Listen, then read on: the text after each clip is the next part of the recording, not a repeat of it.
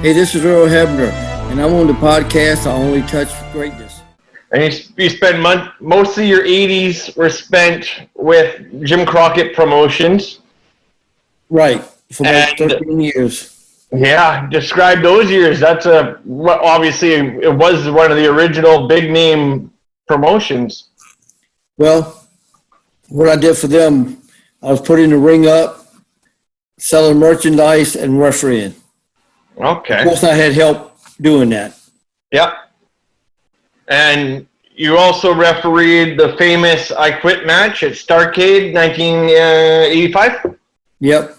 Yeah, that was one of my favorite matches as a kid because I was still just a young guy, like the young buck. I was like a young buck trying to. Yeah, there you go. It was Tully and damn, I had his name on Magnum TA. Magnum TA and right, and JJ threw the towel in.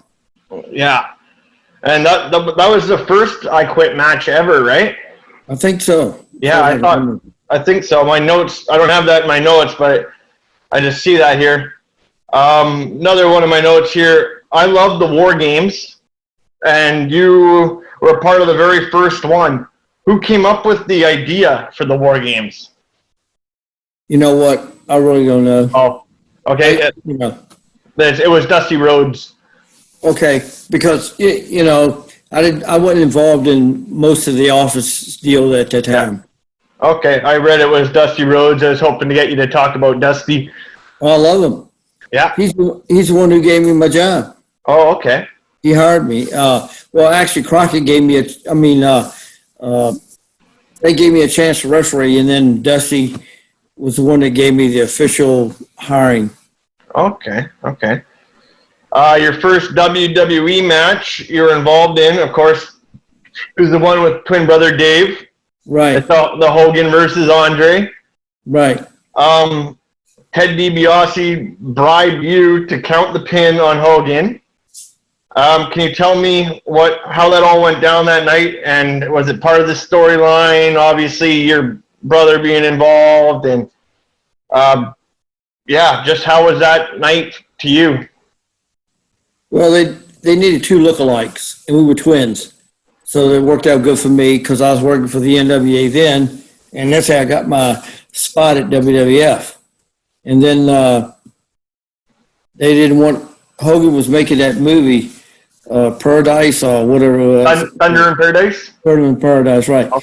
And they didn't want him to really get beat 1, 2, 3, so it worked out good.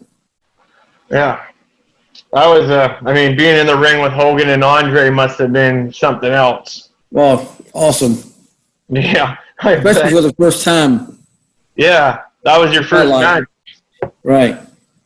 And then back in the day, the investigative report was in the magazine, the WWE magazine, and they kept running the thing about Dave being the jealous brother.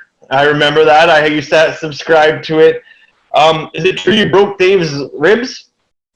When I kicked him, yeah.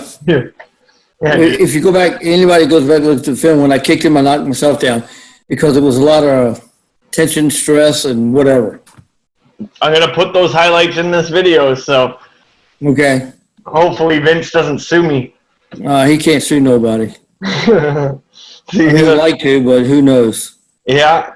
You also refed that same time frame. You refed the tournament finale because it was a 14-man tournament once that title became vacant, and it was the Macho Man at WrestleMania. What was your experience in your first WrestleMania? It was cool. It was great. It was, when you walk out with that many people out there, it's no matter how long you've been in the business or how much experience you have, it gives you goosebumps. Oh, you also you started the whole kayfabe referee strike thing back in the day. Well, what was that storyline? How did that come about? I guess that's what Vince thought of, whatever, you know what I mean? Yeah. Because WCW and all of us guys and they just worked the program.